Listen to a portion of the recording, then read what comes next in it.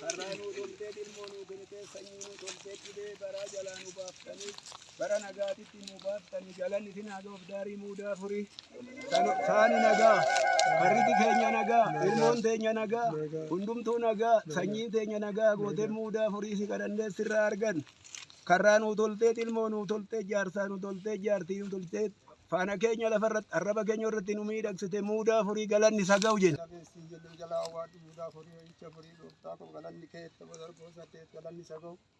Waggaa waggaan nu geeche galata sii galchuu dhumne galanni isa ga'u galanni keetti. Meenuu na yoo yaa waaqni nu dhagayoo. Meenuu na yoo.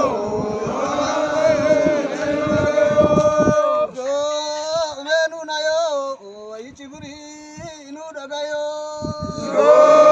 Meenuu na yoo.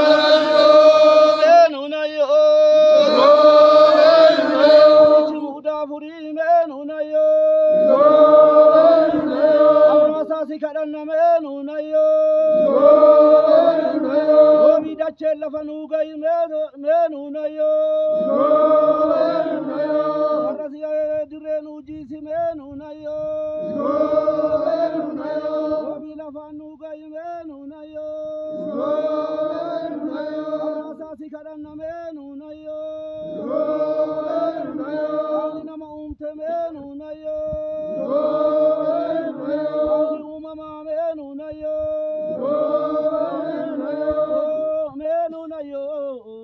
baate baraan waraartiyo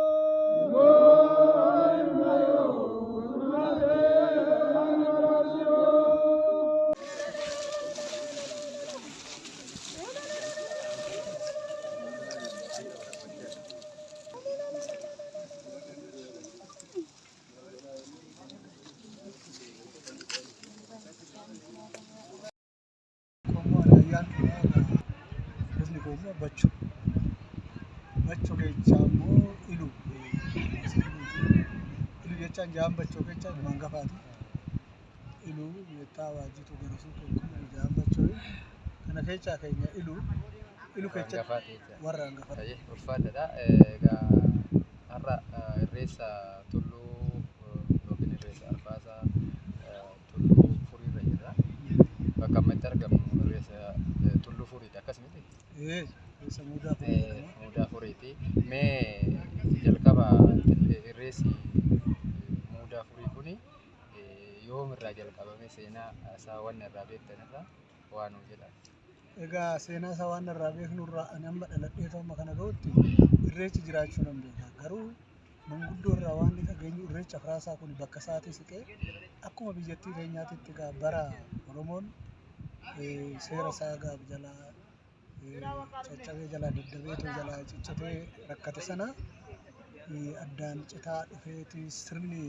irreechaa kun Afraasaa ta'uun isaa fi ji'a caamsaatii fi ji'a sanii keessa ittuma ba'ee ayyaantuun fi namoonni ayyaantota biyyaa ta'anii namoonni biyyi kun walitti ba'ee ayyaantotuma sanii wajjin ji'a sanii keessa ji'a caamsaa keessa irreeffata. Caamsaa jechaadha. Irreeffata garuu sirni isaa sirni irreechaa akkuma sirna gadaatitti amma wal mari'annee dur addaan citeetoo akka hafe kana manguddoo irraa waan odeeffanneef nu wal geenye raawwannee manguddoonnii fi namni aadaa kana barbaadu aadaan isaa sabni isaa addaan citee yeroo isaa dhabee maalitti galchanii guyyaa Mikaa'elaa fa'aa jedhamu guyyaa Gabreelii fa'aa irreeffattan malee kan jedhamu kuni guyyaan Gabreeliitii fi guyyaan aadaa sirna gadaa kun waliin qabatu. Amma akkasitti namoota keenya gartokkee booji'anii gartokkee barsiifatanii namoota keenyallee guyyaadhuma Gabreelii guyyaadhuma Mikaa'ela shanee Mikaa'ela caamsaa malee irreeffanne baay'ee duubatti illee nurraa deemanii amma laalanii tolutti dhufuu qaban. Afraasaatti hin galfatanii amma erga Afraasaatti deeffannee irreechi tulluu Arfaasaa ta'anii Afraasaatti galfannee jechaadha. Irreessa tulluu hiikumti isaatu waaqa kadhachuudha. Nuuroobiidha waaqa kadhatanii waaqa kan kadhatan immoo bona malee gannaa miti. Shaneen ganna.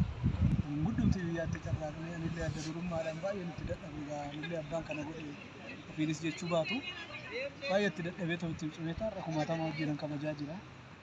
Garuu ofii carraaqee nama ofitti dabalachaa deemee manguddoo ofitti dabalachaa deemee baay'annee bakka kana ga'ee har'agaa haala kanaan irreeffannaa amma ji'abdoota isaa kana jecha irreeffannaa gaggaadhaanitti baanee tolcha. Kanaaf bakki kun jalqabumarraa kaasee Oromoon ittuma irreeffataa ture jechaadha. Irreeffataa ture garuu gidduutti addaan cite moo hin lallaafe moo hin ciise moo akkam jennee waan kana. Egaa cite addaan cite jechuu dandeenyu inuma laafee inuma egaa harcaatii ta'uu laata. Harcaatuma maal baatee deemanaan jedhanii arrabsoon isin jira tokko jira kana baatee deemta maal waan adda addaatitti biftaa kan jedhamu tokko arrabsoo waan jiru kana kanaan irraa harca'ee harcaatiidhuma ta'eetu maal godhe ayyaantota jechattu ayyaantoon biyya kanaa hin jiru irraa dhabee kan jedhanii isaanis immoo ittuma hafaniit jabeechanii isaanii wajjin uummanni deemu maaliif kophaa deemee kan irreeffatu sun harcaatii jalaa taanaan kana ta'e mudaa furii kan jedhamu garuu waan har'a jalqabee dhalootuma abbootii raafilee keenya akaakayyuu keenya darbaa dhufee jedhama. Oromoo duriitumatti irreeffachaa. Mudaan furii kun kanuma durii kan jedhan abbootiin keenya mudaa furii jechaanu achumarraa maddee jedhama. Mudaa furii gaa barbaachisaa kan isin ibsa. Ka'umsi mudaa furii hulluqoo kan jedhamu hulluqoo furii jedhama. Hulluqoo kan jedhamu dhahaan gurguddaa lama akkasitti agarsiisuu danda'a. Jira kun jira saniin jira itti nu jalaadhaan ijaaranii of keessa oolfatan. Kunoo hin jire sanitti agarsiisa. hulluuqoo furii sun jala hulluuqaniiti bara darbee nu bara darbee nagaan nu hulluuqsisii kan dhufu nagaan nu gahii jedhee kecha hulluuqee ta'u yeruma irreechaa dhufanii jecha kecha hulluuqee waaqa kana ta'u Oromoon ayyaantuun dursee xirreeffatee hulluuqaa ittaansee uummanni xirreeffatee hulluuqne bara kana kecha dabarre bara jirutti immoo nagaan nu gahii nu hulluuqsise kan jedhu akkasitti waaqa kadhata hulluuqoo sun dhagaan isaa guddaadha dhagaa guddaa lama mataa isaa wal qabata akkanatti walitti isa keessa immoo jecha jalli isaa immoo nama dabarsaa akka ulaa kecha hulluuqanii qaba karra qaba isa jala hulluuqee Oromoo waaqa kadhata bara lafa kana qabatanii teeleen kun miidiyaan kun asitti bakka kana qabatu muka gurguddaa irraa jiksanii muka gurguddaa bara isaa yaadattu bara isaa bara kan daa'imaa bara san xinnaadha garuu ilmaan toora qabdu gajaan qabamu Hayila Sillaasee keessa toora Hayila Sillaasee keessa tarii bara kan jaatamii jaamiti kan jijjiiramne dhufe bakka warma jaatama keessa jaatamoota keessa akka bara lakkoofsa bara keessa jaatamoota keessa dhufeetoo saniin duras ta'uu danda'a jalqabni isaa xinnoon dogoggora yoo san garuu dallaan ijaaramaa jira daa'imummaa kiyyaa warra kiyyaa wajjin dhufee dhagaa hulluuqqoo jedhama hulluuqqoo kun dhagaa gurguddaa lama siin jedhisantu wal qabataa muka immoo yeroo sana yeroo dallaa ijaarassan yeroo duubatti ijaarsa godhamu sanii gurguddaatu ture jajjabaa birbir waan ejersa gaattiraa biyya keessaa gurguddaa kanatu ture isa irra muraniiti jijjigsaniiti bakka hulluuqqoos keessa oolchanii muudaa olaanuu fi muudaa gadaanuu jedhamee waamama. Muudaan olaanuu kan jedhamu bakka hulluuqqooti. Muudaan har'a irreeffamu kun muudaa gadaanuu jedhama. Muudaa olaanuu san jalaa itti daangessanii too jalaa ijaarraan muudaa gadaanuu kanatti irreeffachuu qabu Oromoon akkanatti irreecha kana irreeffachuu qabu. Haala kanaan seenessaa akka kana fakkaata jechuudha. Kana fakkaata. Muudaas kan jedhame dhadhaa muuda Oromoon jiidha kana gaa dhadhaa muudataa niyataa waan ta'e gaa kanaan nageechee kanaan saana walii kiyya naatiksi jedhee niyatee dhadhaa muudaa dhalee muudaa iddoo muudaa jedhamee muudaa jedhamee dur Oromoon durumaa jalqabeeti waaqatti kadhataa amantii isaa irreecha isaatti gaggeeffate jedhanii waan abbootii keenya irraa darbeetillee dhageenyeen jira. Inni biraa wannollee itti labsataa ture Oromoon. Asirratti yoo waan ta'e walii labsu Oromoon akka labsi ammaa kana miidiyaan hin jiru miidiyaadhaan hin himamu waan mootummaa irraa itti darbullee asirra dhaabbatee waan akkasii jedhee bitaa mirga lallabataa kan jedhamu caffeerraa illee waan dhufe uummatatti dhageessifachuudhaaf tulluu kanarratti bahee maaliif tulluun bitaa isaa urufaa tulluun kun jidduu jira asirraa lallabataa jedhanii guddoota irraa kan dhaga'ee kanallee dhaga'ee. Wanni amma fakkeenyaaf akka caffeetumaa sirna gadaa keessatti tulluun cuqqaalaa amma awwaala nabi achitti kanaaf akka sanitti iddoo kanarra yookiin akkamiin waan irraa waan inni kun garuu immoo waan naa olii jiru amma qorannee tola guddoon naa olii jedhanii namamanii kanallee barbaannee too deemuu hin dandeenye.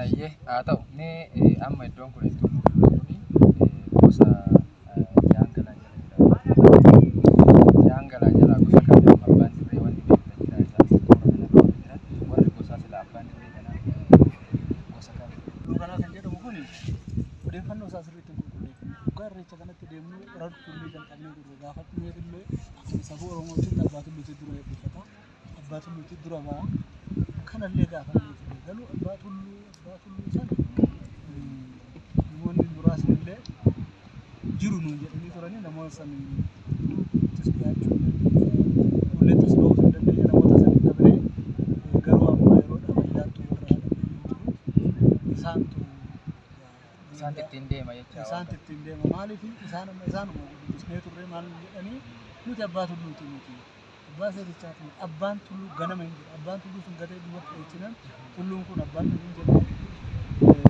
manguddoon biyyaa manguddoo saniin itti dabarree turreeffanne malee abbaan tulluudha abbaan qe'ee kanaa kan biraa ture manguddoo biraa turedha garuu jarri sun hin gatan gannaan itti dabarree amma warra ayyaantu warra waggaa waggaadhaan biyya hojii keechaa baanitti irreeffatanii bara isaanii kabajachaa dhugaa dubbachuudhaaf bara rakkootillee bara uummanni kuunillee irraa hafellee isaan wajjin itti baaniitu kadhachaa turanii waan gosti dhiifnanii warri haadha bayyii warri ayyaantutti baanii waan kana walitti fufsiisanii asiin gaane